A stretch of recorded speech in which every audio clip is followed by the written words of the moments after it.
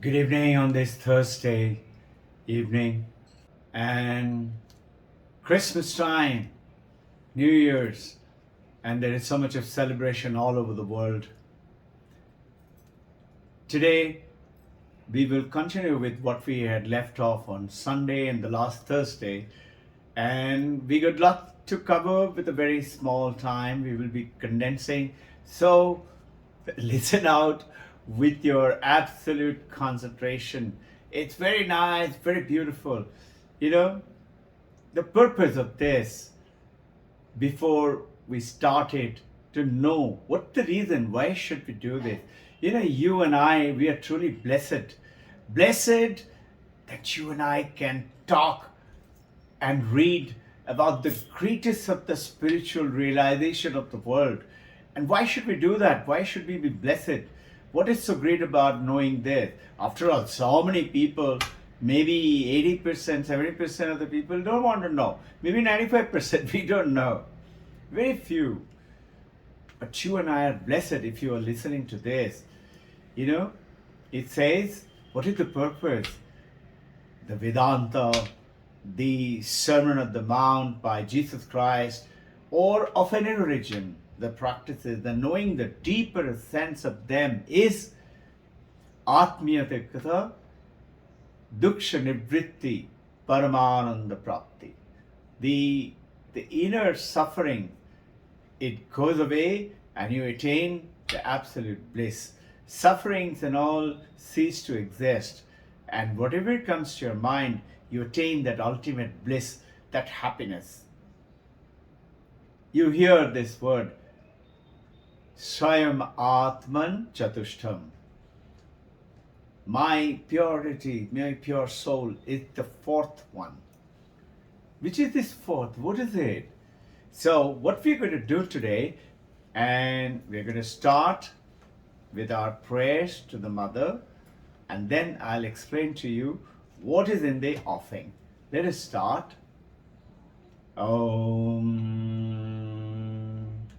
Asato Ma Satgamaya Tamaso Ma Jyotir Gamaya Mrityurma Amritam Gamaya. Om Shanti Shanti Shanti. Jai Guru. The first and foremost, we're going to continue with remember the Sermon of the Mount, how Jesus Christ taught to his closest of the disciple at the Mount of the Beatitude, and that is called the Mount of the Sermon. And this beatification is called the blessedness. Beatitude is a kind of a very strong Christian word. Even most of the Christians may not understand truly the meaning. It's very simple. It is the blessedness, just happiness, just joy. And this was a hill, if you recollect what we talked about it on Sunday. It is in the northern Israel and called Karathim Plateau. In that plateau is this hill in which Jesus took his closest of the disciple and believed to have given his closest sermon. What is the purpose of this sermon? The sermon of the purpose is to create heaven on earth. Though the church goes ahead and tells that it is primarily, as the meaning was given by Hans Kuhn, remember, who were the teacher of the current Pope. He said it is meant for the closest of the Christian senior monks, for them to practice Christianity. So it is, secluded for only the Christianity and secluded.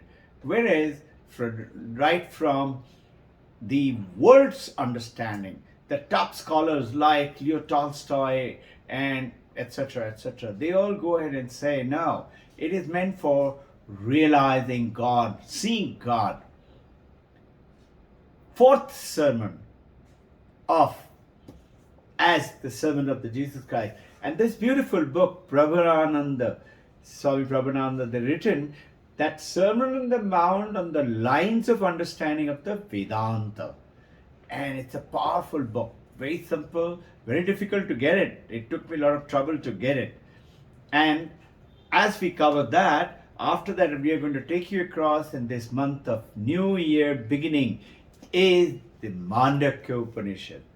This Mandukya Upanishad has been, right from Gaudapada, that is Shankaracharya's Guru's Guru, Gaudapada, Govindapada, Shankaracharya. And Shankaracharya has written comments on Gaudapada's comment on this Upanishad. Upanishad was created long time back, Mandukya Upanishad, thousands of years old. But Gaudapada will be something about 1500 years before, and Shankaracharya is about 1400 years from now. So we're going to cover that, but first let us continue to cover the bit of the Jesus Christ. There are the Jesus Christ, all these sermons, we will read them out, explain a few of them. I had already explained quite a few on Sunday, but we'll still go over them for you to hold on to them, learn a little bit more. And wonderful thing, all this is videos.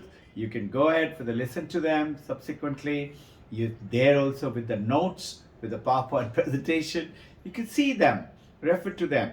And there is Google is always there, YouTube is always there. You can always refer to it by anyone.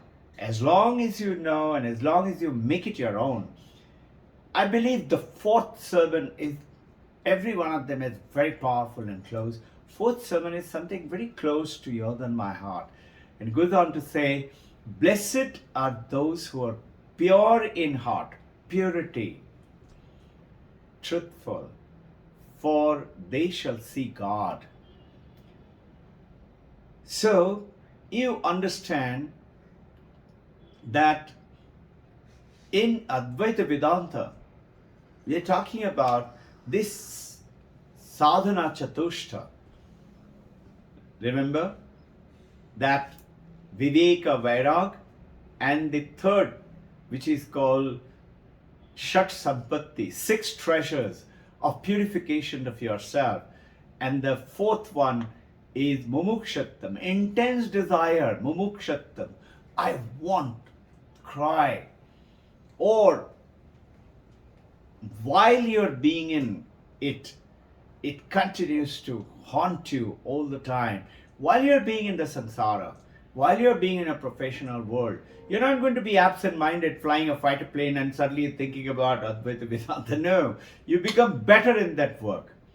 Or being a husband or a wife, you don't become absent-minded. Oh, I'm thinking of God, don't bother me. Utter nonsense. So let me tell you a beautiful story.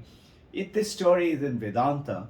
In a long time ago, one queen, very beautiful, powerful, pure queen, and she never got ruffled in the state's affair. She was always pure, calm, cool, and nothing bothered her. After years of living with the queen, king was admiring queen all the time, respected her like the divine mother. We all say, no, see the divinity in your wife, in your husband, in your children, in your parent, and at the people around, and the plants and the animals, everything around. Because that supreme Brahman is in everything, the consciousness. This is what we are doing in the Advaita Vedanta, of understanding and progressively trying to make our complete understanding. So here, the queen was so powerful, beautiful, calm, never got riled with things of the state or affairs of the, the warfare of the kingdom. So one day king asked, my dear wife, my dear queen, I have been watching you for all these years. You never get ruffled. You always got a gentle smile. And you are never missing out any task and the chores. How do you do it? So the queen said, O king, I was waiting for you to ask me this question all these years. And then she goes ahead and explains about Tat Tvamasi, Aham Brahmasmi, I am Atman Brahman, the Mahavakyas, and Prajnana Brahman. That consciousness alone is, and explains everything. And king said, all right, this sounds very nice, but then how do I attain it? I also want to be like you. The king is telling the queen, And Queen explained, this is how you have to proceed. That sadhana, purity of your mind, you have to establish. Blessed are the pure in heart, because they will see God. The king made up his mind and said, okay, Queen, you continue to rule the kingdom. I will go off and practice in the mountain. And he goes off to the mountain and practice for years away from the kingdom. And in few years' time, he attained that Brahmagyan. He was so joyful and happy, and he didn't feel like coming back to the kingdom. But then he said, my wife, queen has attended, but she is at the kingdom. Let me go and ask her. He comes back to the kingdom and says, Queen, your kingdom is looking beautiful. Thank you for managing it so well. But I have come back with a question. After attaining this blessedness, I don't feel like coming back. I feel like being in that mountain Himalaya, in the bliss and the joy with Brahman all the time. How come you have realized it and you're not staying in the mountain and you come back here into the kingdom and working as a family, as my wife, as the mother of my children, and the queen of the estate? The queen said, O king, I was waiting for you to ask me this question. And then she goes ahead and explains, when you attain this status, after that, as you practice more and you realize that this God, this Brahman, this Ishvara is in everywhere, in everything. There's nothing is separate. It is not the mountain Himalaya. Remember the Vivekananda statement? Those who run up to the mountain Himalaya and think that I will meditate and pray for God and die out of trying to find it over there only, that is my journey. Vivekananda said they have missed the boat. So, what is the other way? Plunge in headlong into the family life and enjoy and have fun and pleasures and things like that. Vivekananda said they too have missed the boat. So what is the way then? Not in the samsara, not in the mountain. Then what am I supposed to do? Become a monk? He said, no. He said, defy the life. Defy the life in very simple, D-E-F-Y. It means divinize your life. Whatever you're doing, see God, see goodness. Remember good, G-O-O-D, good. Last Thursday we talked about it. Without G-O-D, God, meaning good minus God is 0. 1 0. O is 1 O is left. Now, it's a simple way of understanding. God cannot be attained without goodness. So you attain that, and once you realize that, you see God in everything. The king realized that state, and he continued to rule the kingdom with the queen, and they attained such bliss that they started to spread it to his closest members, the members of the parliament and his kingdom, Navaratnas like Akbar had. And they also felt so good that they started spreading. And slowly, as the Vedantic tale goes, everybody in the kingdom attained one. So the question in the Vedanta in which this story came and was told, what happens in this world if everybody attains oneness? What happens then? Everybody attains oneness with God. Everybody is Brahman, Brahmagyani. Sounds strange, no? But this was a question asked, and Vedanta answers it beautifully. Everybody attains oneness. So now what happens? They all are all the time meditating, all the time in the like a mountain cave, and all the time in dhyanastha and samadhi. No, they continuing to do the work as they were doing before. But now they do the work with purity, honesty, with human excellence. And if there is a conflict, remember the fight between the two desert fathers in Christianity? One day, one desert father, the desert fathers, I explained earlier and last Sunday also, that after Jesus left, like Jesus at 45 days, he stayed in the desert. He didn't come back. He just survived there. And the devil tried to come and confuse him and tempt him. But Jesus did not allow the temptation to set in.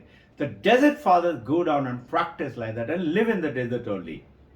The one desert father says, my brother, to another desert father, let us fight today like the family people fight, like the worldly people fight. So the other desert father says, like how? They become very pure. They can't even understand how to fight. And so the first desert father says, this is the brick. We have this brick. I will say this is my brick. And you will say, as a worldly person, no, it is not yours, it is mine. And we will quarrel like that. This is how the worldly people quarrel. Isn't it? This is mine. That is yours. God laughs when two brothers fight with each other and say, okay, father has left this land, so I'm going to draw this line. That side is yours, this side is mine. God laughs. So, similarly, desert fathers, when they said, so the first desert father said, let's start. So he said, okay, this brick is mine. The other desert father said, of course it is yours. There goes the fight. This is what the king and the queen who realized that everybody attained oneness, there were no conflict, and they continued to work with their absolute human excellence, with naturally the kingdom blossomed. If you notice, India, before the foreign invasion, was in that, like the Treta Yuga called Ram Rajya. You've read about it, you've heard about it. We used to attain, because large number of Indians were in that, like that status.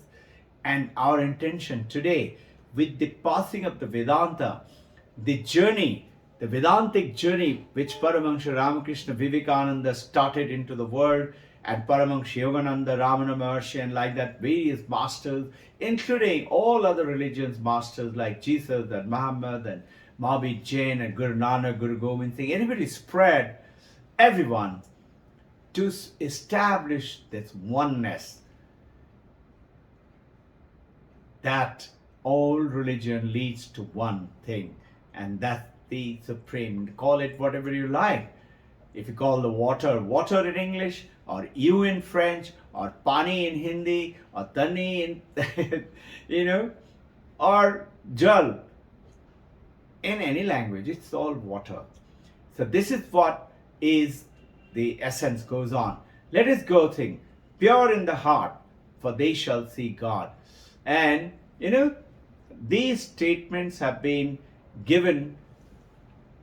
The next statement, blessed are the first, what we talked about, the fourth one, pure in heart, for they shall see God. Second one I am referring to is, blessed are the poor in spirit. First one was pure. This is poor in spirit, for they shall be in the kingdom of heaven. This poor in spirit is humbleness. Spirituality starts with humbleness, not with ego, not with this is mine.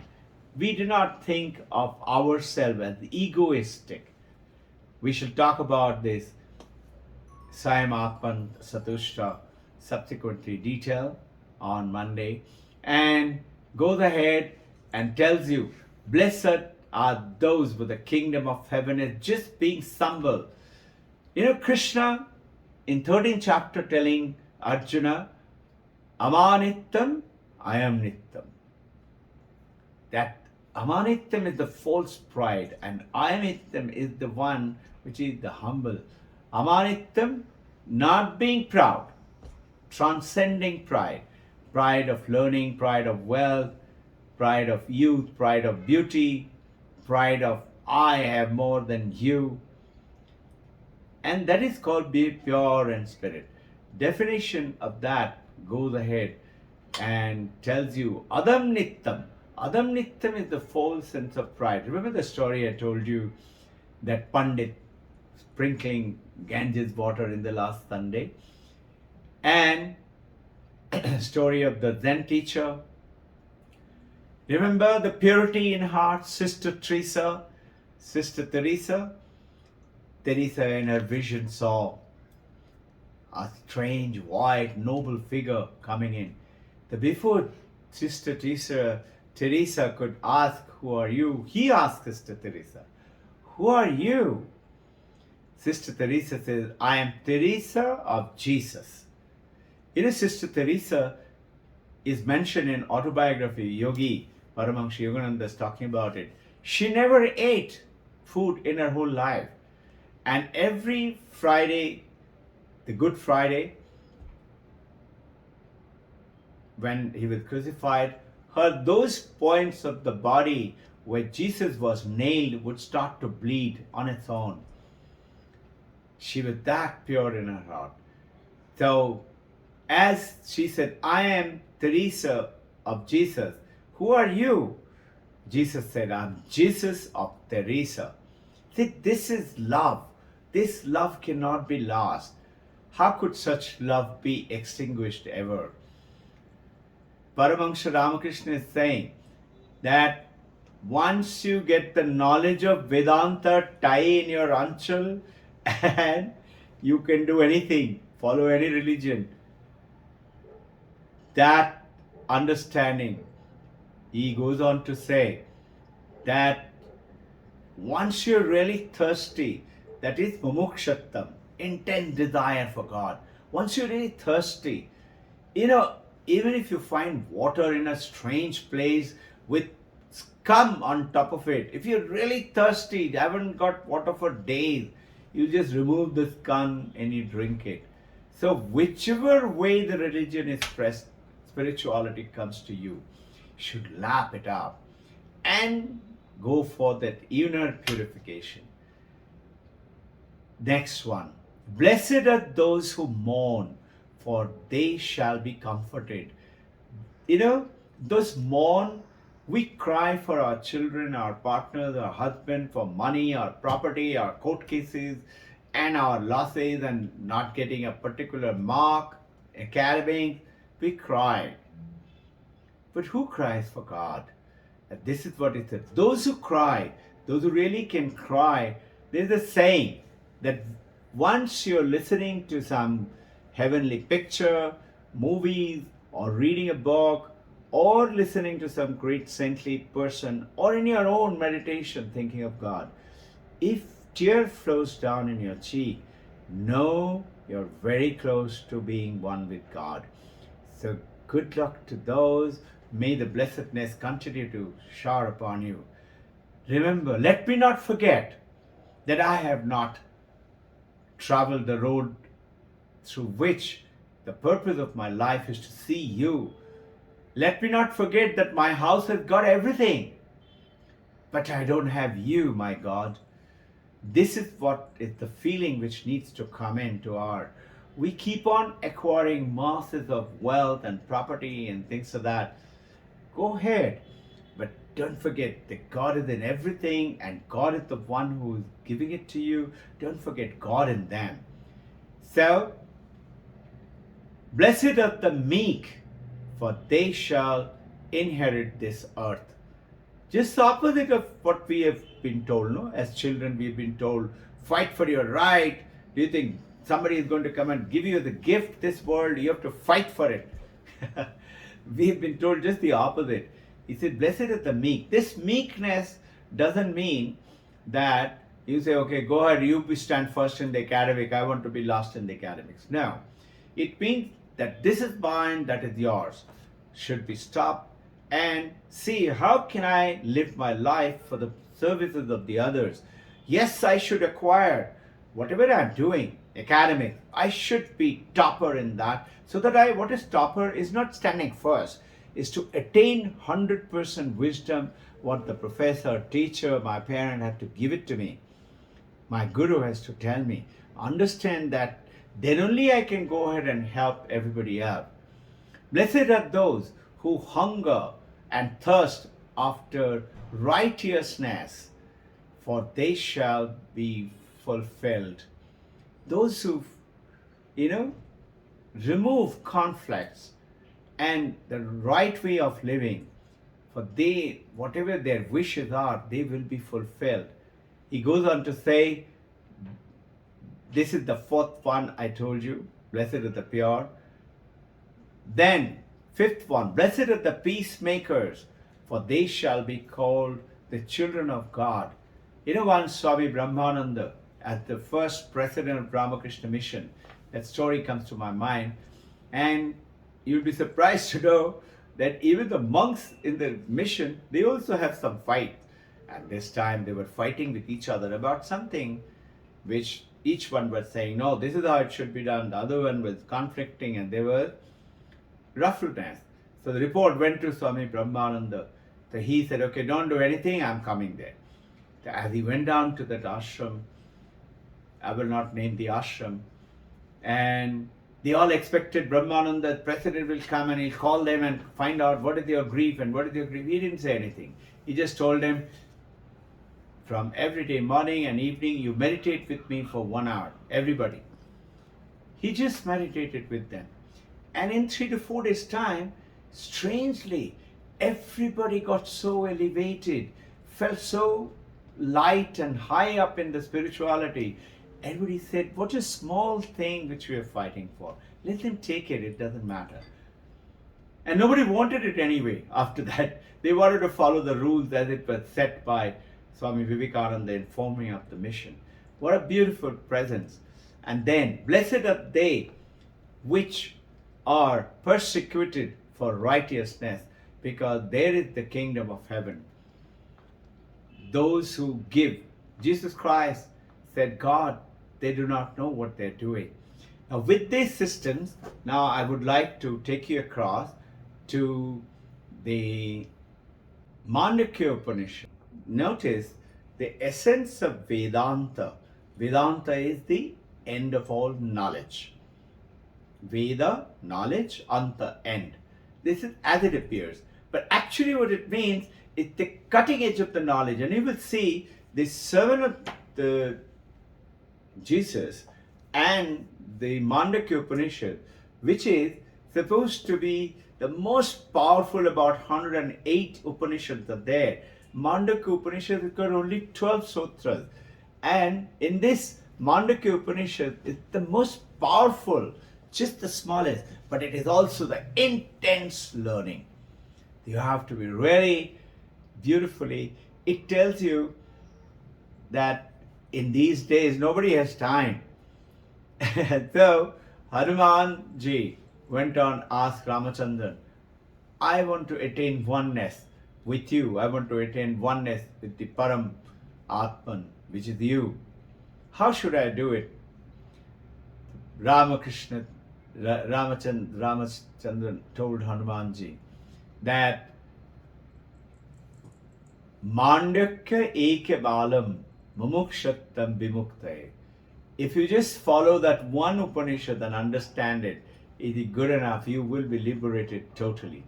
This Upanishad, it got only 12 mantras, and each one of them are extremely powerful. And 7th mantra is the most powerful, the essence of all Vedantic message. We will cover them as we do it on Sunday. So, you will realize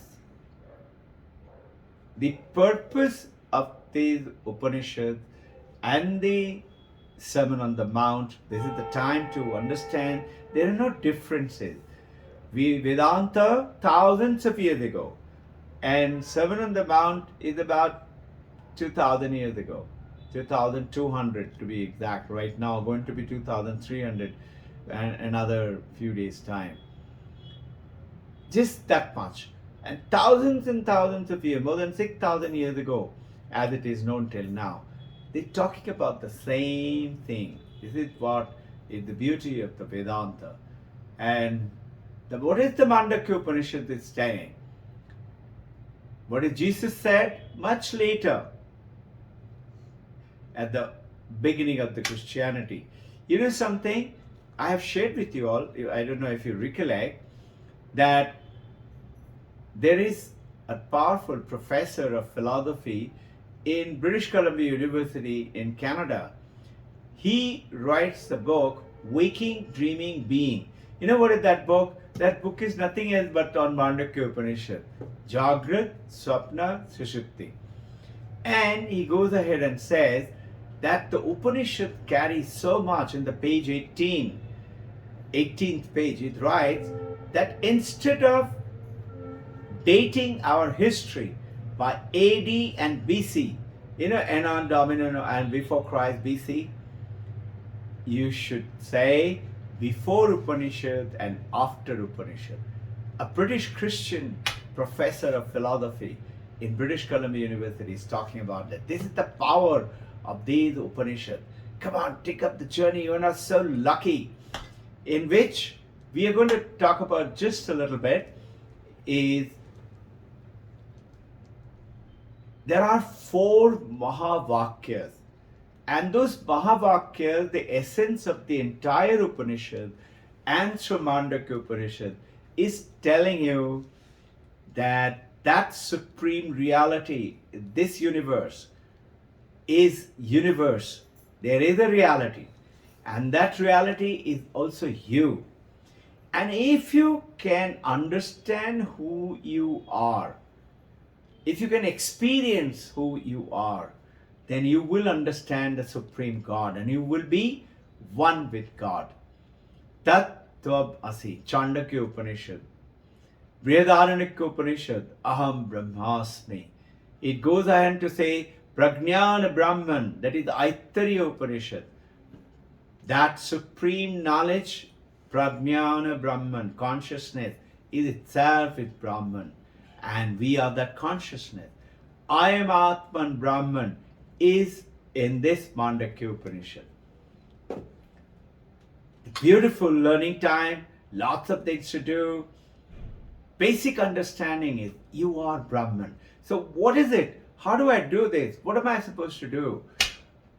All Mandukya Upanishad is going ahead and telling, just live with what you're experiencing every day. God is up in the heaven, God is in the temple, in the church, in the mosque, and God is in this book, in Guru Granth Sahib or Bible or Quran or Bhagavad Gita. Most people say, if it is there, show it to me. So this has been the eternal fight between the theologians and so-called the Puritans. There is a fight going on and called atheists. But Vivekananda said, atheist is not the one who doesn't believe in God. Atheist is the one who doesn't believe in yourself, in himself. So if you believe in yourself, of course you believe, I exist, Robbin Ghosh is here. If you do that, analyze your experience. That's the journey of the Mandukya Upanishad. Ready for Sunday? Jai Guru. Wish you a happy journey. May the essence of the Vedanta, the supreme knowledge, the cutting edge the knowledge for the human excellence attainment and Paramananda Prapti. Wish you and your family, your parents, your children, your partners, that beautiful Christmas joy, happiness, and give something to someone. It doesn't have to be money or sweet or food.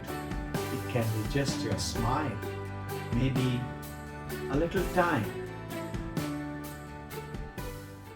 Jai